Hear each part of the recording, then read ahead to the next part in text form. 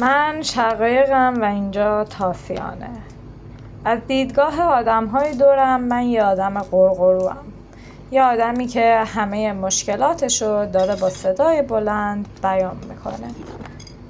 من سعی نمی کنم که همه مشکلاتمو توی خودم بریزم و هیچ وقت در موردشون صحبت نکنم. من حتی گاهی قلبم و عقلم با همدیگه همجهت نیستن. گاهی غم بیشتر از چیزی که تصور میکنم برام تصمیم میگیره. ولی یه چیز رو خیلی خوب میدونم که دلم نمیخواد این روزها فراموش بشن. دلم میخواد یه سال دیگه که برگشتم و به این روزها نگاه کردم یادم باشه چه چیزهایی رو دیدم، چه آدمهایی رو از دست دادم، از چه چیزهایی ترسیدم و با وجود اونها چطور ادامه دادم.